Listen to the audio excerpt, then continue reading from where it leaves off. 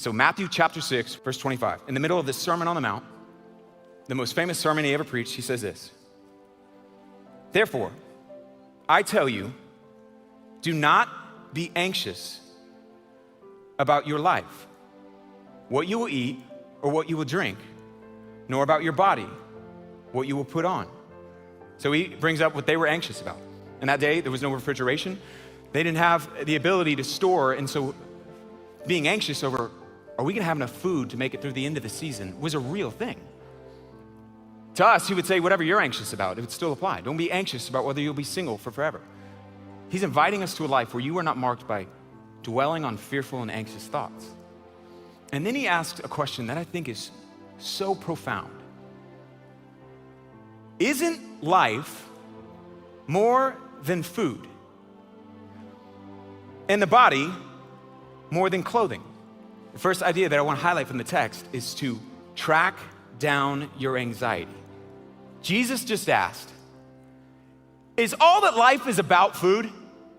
And all that, like a body in your life is all about food and clothing? Is that the epitome of all life is equal to? Why do you think Jesus would ask that question? What do you think about it?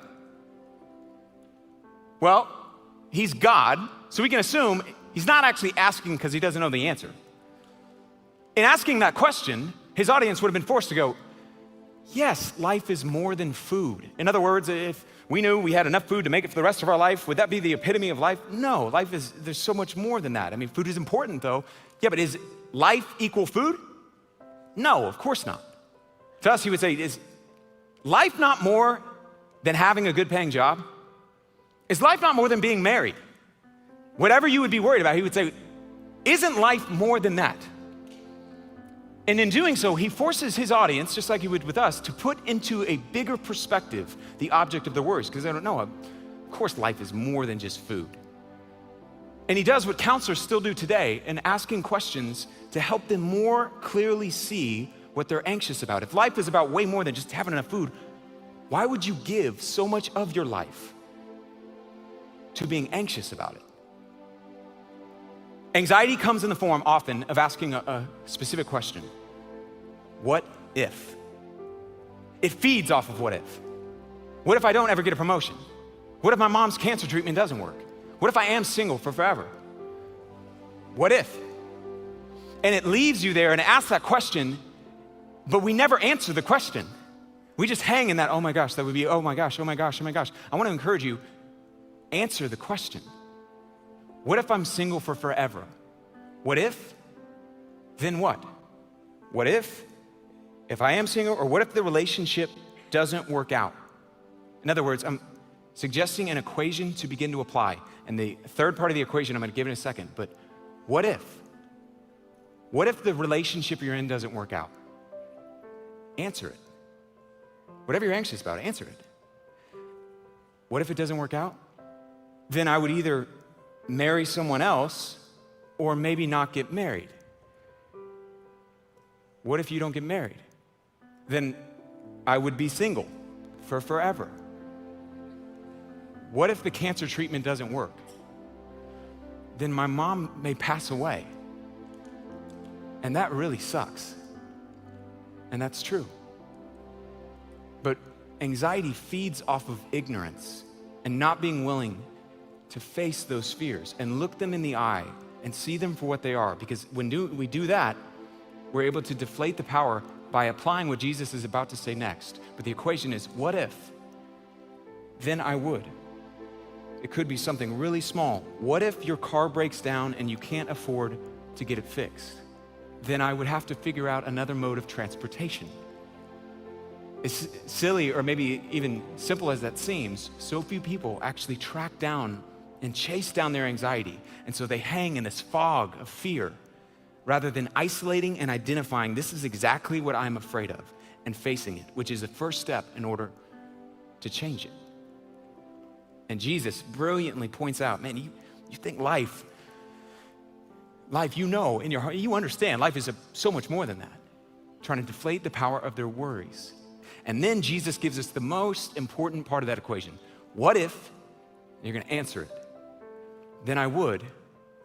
And he goes to the most important thing to focus on. but God will. What if? Then I would, but God will. Here's where he goes next. Jesus says this, look at the birds of the air. So they're outside, birds fly over. Jesus said, check out those birds. They neither sow nor reap, basically plant and harvest crops, to gather into barns, and yet God feeds them. Are you not more valuable than a bird? And why are you anxious about clothing?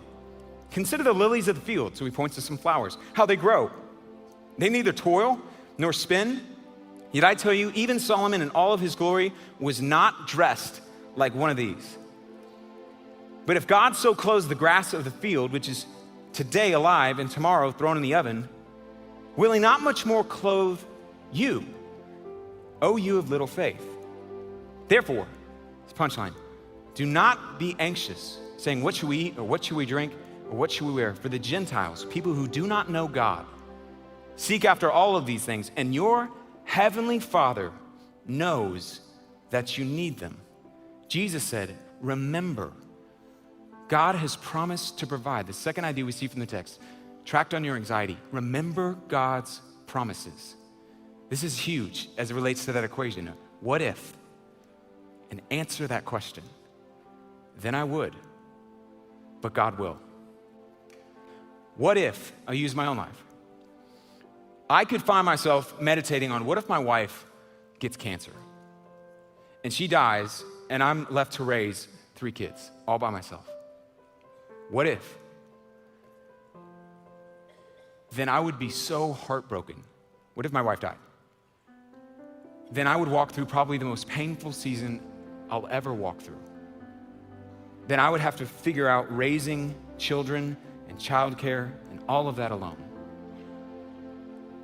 But God has promised he will never leave me nor forsake me. He will get me through it, and he is near to the brokenhearted. What if you lose your job? Then you may have to make some changes in how you spend. Maybe just even for a season while you look and find another job. But God has promised he will provide for you.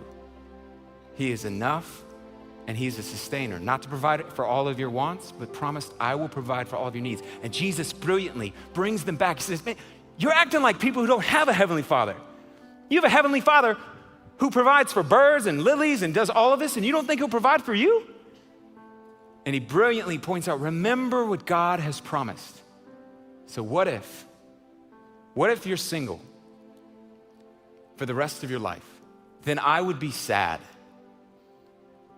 And I would feel lonely, but God has promised I'm never alone. He will never leave me nor forsake me. He is nearer to me than the breath I breathe. And he will sustain me. No matter what we walk through, if that old girlfriend or boyfriend, what if they start dating someone else? Then I would be really sad. But God has another story that he's writing. And if they're not a part of that future in a spouse way with me, or they're not gonna be a part of my life, God has promised he will work all things together for good. And as you begin to rehearse this, you will begin to experience peace, because there's no magic words that you can say that can prevent a boyfriend from dating somebody else, a mom from getting cancer. But we can cling to God will.